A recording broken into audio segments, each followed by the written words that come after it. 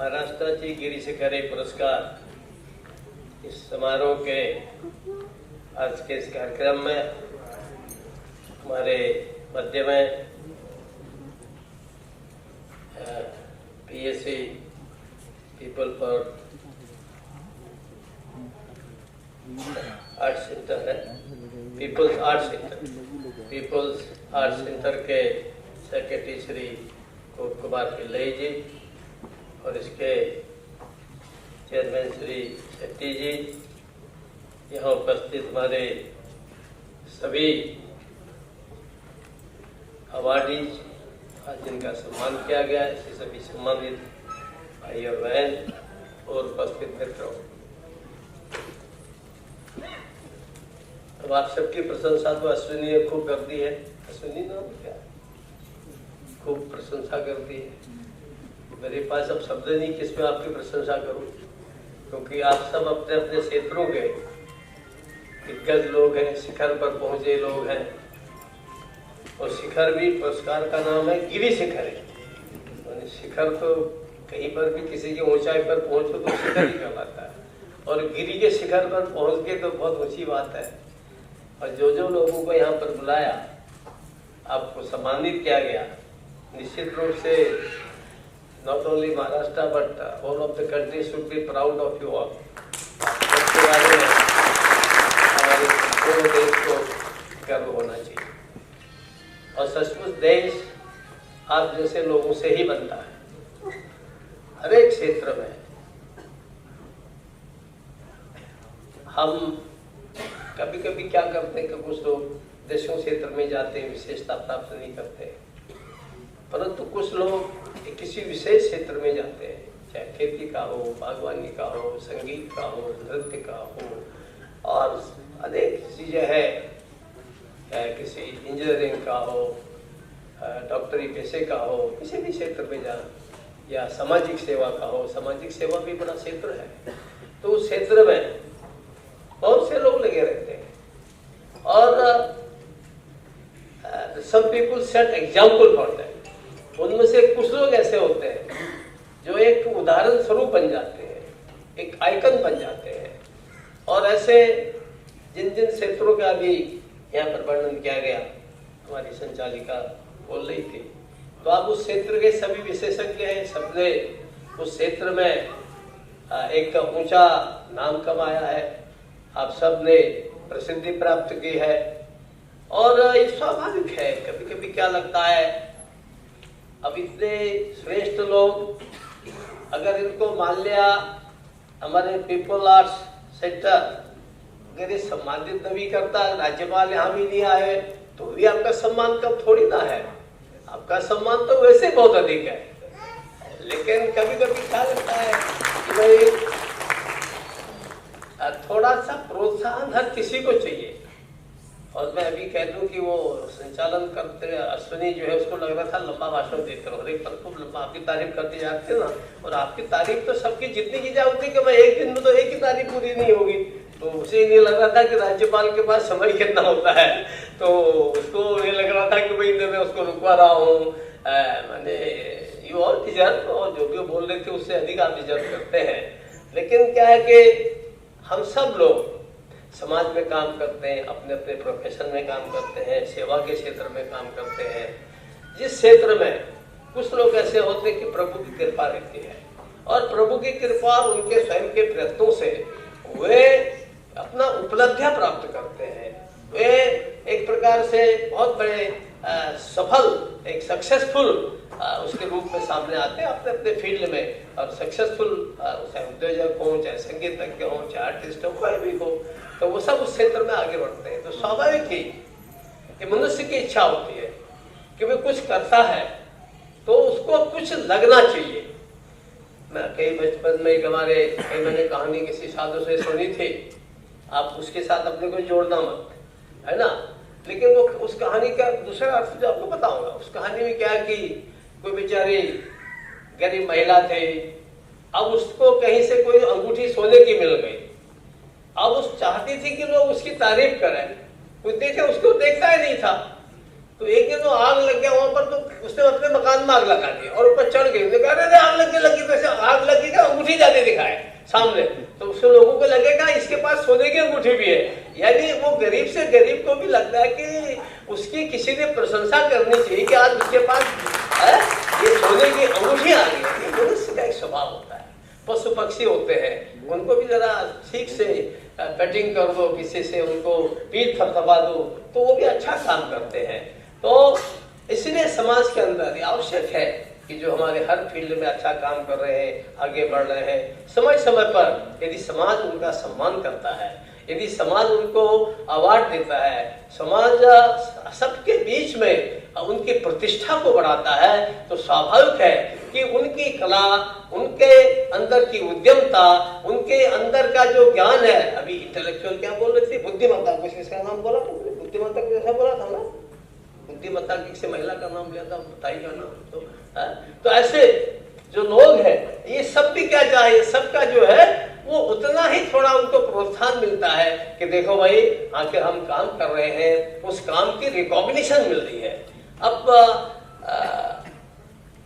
मुझे ध्यान था, मैं समाज में काम करता था, मुझे पॉलिटिक्स से कभी रुचि नहीं रही, तो मुझे लोग कहते थे अरे भगत सिंह जी आप काम करते हैं, इलेक्शन क्यों नहीं लड़ते? मैंने कहा no I have not interest, मेरा कोई इंटरेस्ट नहीं, मैं समाज सेवा करता हूँ, स्कूल चलाऊंगा, अस्पताल खोलूंगा, ये अच्छा मुझे लगता। बोले नहीं, बोले देखो ना, वो जंगल में मोर नाचा किसने देखा? यानी वो मुझे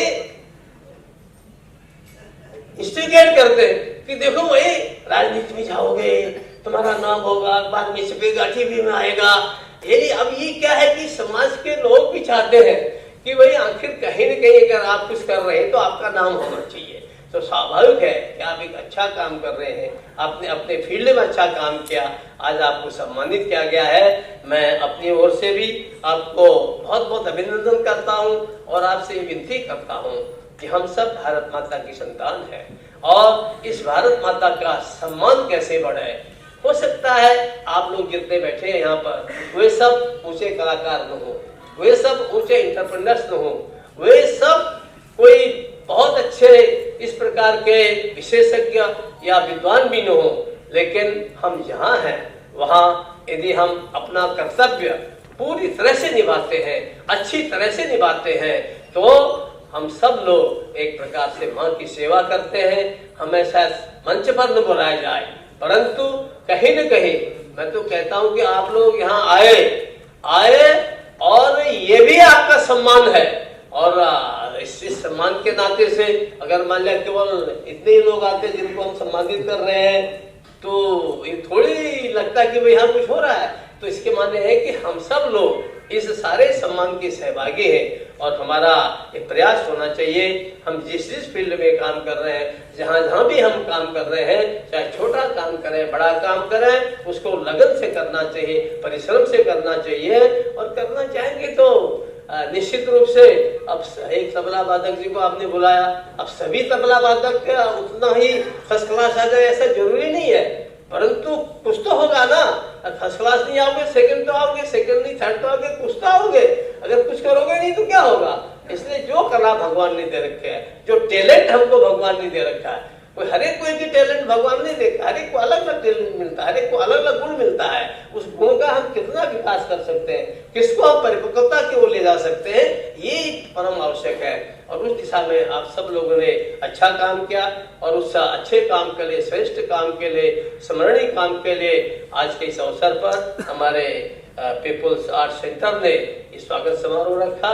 मैं पीपुल आर्ट सेंटर के पिल्लई जी का और मिस्टर शेट्टी सब लोगों का, इनकी टीम का भी अभिनंदन करता हूँ कि सचमुच अच्छे लोगों को पहचानना और उनके मंच पर लाना, उनको सामने जनता के सामने लाना, ये भी परम आवश्यक है। इसके कारण से लोगों का उत्साह बढ़ता है, प्रोत्साहन मिलता है, काम आगे बढ़ता है। आज देश को इस सब की आवश्यकता है। प्रधानमंत्री जी बार बार इसी बात पर कहते हैं कि भाई देखो हमको आत्मनिर्भर होना है। तो आत्मनिर्भर केवल इंडस्ट्री या केवल कृषि के क्षेत्र में नहीं है, अगर हम लोग खेल के मामले में भी आत्मनिर्भर हो जाए। अब तो अभी फुटबॉल वालों का यहाँ पर स्वागत किया गया। अब कभी कभी कितना खराब लगता है कि हमारे इतना बड़ा देश है और ओलंपिक में मुश्किल से 7 अगर वो मिल गए, पदक मिल गया, तो उनको बड़ा भारी लगता है कि हो गया। अगर हम इसलिए हर फील्ड में हम कैसे अपना देश का सम्मान, आप केवल अपने ही आनंद नहीं ले रहे, आपके अच्छे काम से सारे देश का सम्मान बढ़ता है, देश का दुनिया में देश का नाम ऊंचा होता है। इसलिए उस दिशा में हम सब लोग और प्रयत्न करेंगे, अपनी प्रतिभा को और दिखाएंगे, ताकि देश और दुनिया के सामने आप सब अपने परिवार का और इस देश का नाम ऊंचा कर सके। मेरी शुभकामना आपके साथ है। मैं आप सबका फिर से बहुत बहुत अभिनंदन करता हूं और कमेटी वालों को मैं सेंटर को अपनी ओर से बहुत आभार प्रदर्शन करता हूं। बहुत बहुत धन्यवाद।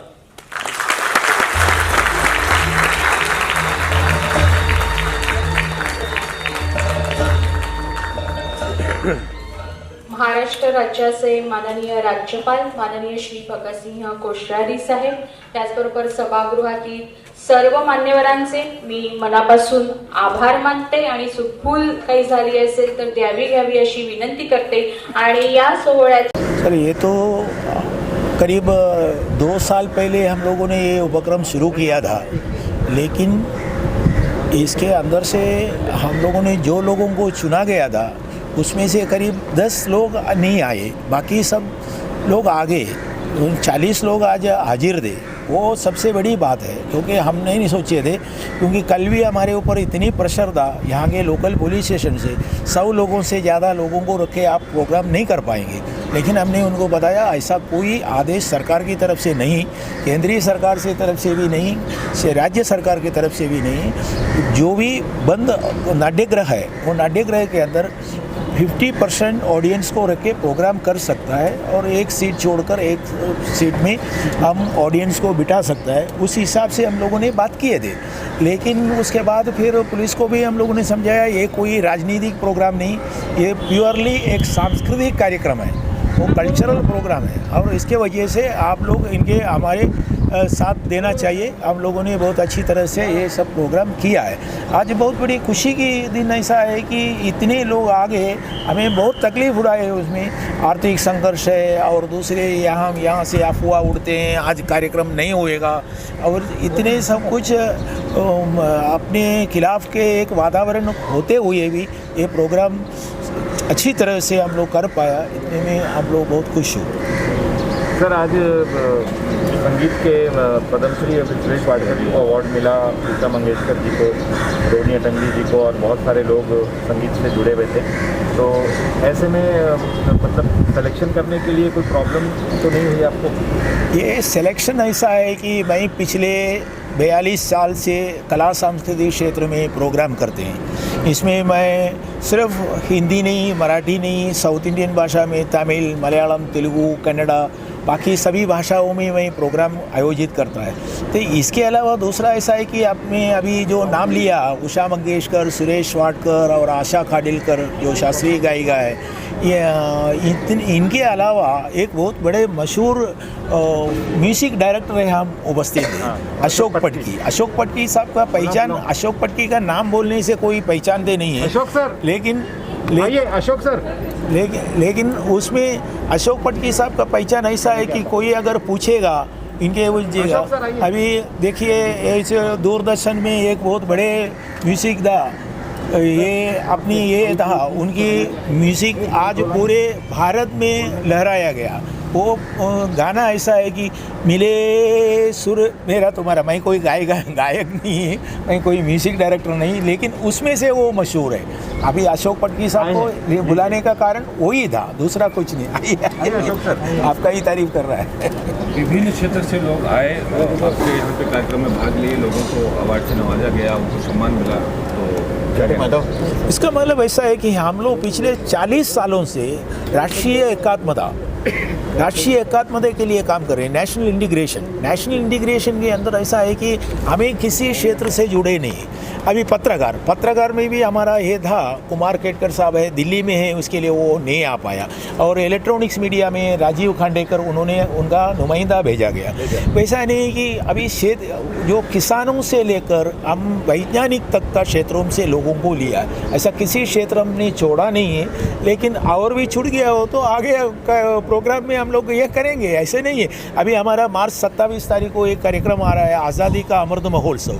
वो तो बहुत बड़े नेशनल लेवल में हम लोग कर रहे हैं। उसमें भारत के अंदर के अभी इसी में हम लोगों ने सिर्फ महाराष्ट्रियन लोगों को ही सत्कार में शामिल किया गया, लेकिन उसमें हम देश भर के लोगों को लेंगे और वो एक अलग रवैये से वो प्रोग्राम आयोजित करेंगे। अशोक जी आपको आज ये अवार्ड से नवाजा गया है और राज्यपाल जी के हाथों आपको सम्मान, आपको तो ऐसे बहुत सारे अवार्ड मिले हैं, लेकिन जिस आपने मिले सुर मेरा तुम्हारा और इतने 5000 से ज़्यादा राष्ट्रीय एकात्मकता का गाना था वो जी, और क्या पहले से नहीं अच्छा लगा। आज हीरक महोत्सवी अवार्ड मिला है और पिल्लई साहब का बहुत शुक्रगुजार हूँ कि इतना बड़ा काम कर रहे हो और अच्छा लगा। मतलब बड़े बड़े आर्टिस्ट आए थे आज, सबको अवार्ड मिला अपना राज्यपाल के हाथों से, तो अच्छा लगा और ऐसा ही मिलना चाहिए तो आर्टिस्ट को कुछ करने की उम्मीद बढ़ती है। अवार्ड से तो हमेशा प्रोत्साहन ही मिलता है, क्योंकि जो आप काम करते हो उसकी वो एक तरह से दाद होती है। और पीपल्स थिएटर वाले ये मेरे ख्याल में पी के रविंद्रन जो नेहरू सेंटर में थे, या उनको भी मैं अच्छी तरह से पहचानती थी। तो इन्होंने जो ये काम किया है और 1000 से ऊपर इनके ऐसे इवेंट्स हुए हैं और बहुत अच्छा इवेंट हुआ है। और सराहना किसको अच्छी नहीं लगती, और मुझे भी अच्छी लगती है। और ये जो ट्रॉफ़ी है वो मेरे ड्राइंग रूम में मध्यम स्थान जो होता है सेंटर में रहेगी मेरे ड्राइंग रूम में, और बहुत अच्छा लगा। अब क्या कहूँ मैं और कुछ कह नहीं सकती, लेकिन अगर हम लोग जल्द देखेंगे जी हाँ देखते तो रहेंगे, जब तक हूँ तब तक आप देखते रहेंगे। ऐसी कोई बात नहीं है कि मैंने कोई रिटायरमेंट की सोची हो, और कलाकार को रिटायरमेंट होती नहीं है। और अगर काम नहीं कर सकी तो बैक स्टेज भी करूँगी, लेकिन कुछ तो करूँगी ही थिएटर में। और बहुत अच्छा लग रहा है और क्या कहूँ। और इससे अगर ऐसे अभी कोश्यारी जी ने कहा कि इंस्पिरेशन मिलता है, अगर वहाँ पे उनको मिला है तो मैं भी कभी ऐसा अवार्ड जीतूँगा, ऐसा अगर किसी ने सोचा तो ये हमारी भी जीत है, उनकी भी जीत होगी। धन्यवाद। नया साल आ रहा है, बस नए साल की विश देते हैं सारे दर्शकों को। नया साल अभी 5 दिन बाकी है। 5 दिन बाकी है नए साल के लिए। और नए साल में हमेशा हम एक कोई चीज़ पकड़ के चलते हैं कि ये करेंगे ये करेंगे ये करेंगे। अब इस साल तो वो करना ही है। हमेशा ये होता है कि हम डिसाइड करते हैं और कुछ करते नहीं हैं, लेकिन इस साल तो वो करना है। ऐसा ही हम डिसाइड करें तो अच्छा है कि जो सोचेंगे वो करके दिखाएंगे और करेंगे। Thank you. धन्यवाद। मैं 84 में बालचंद्र मेनन के साथ में आपको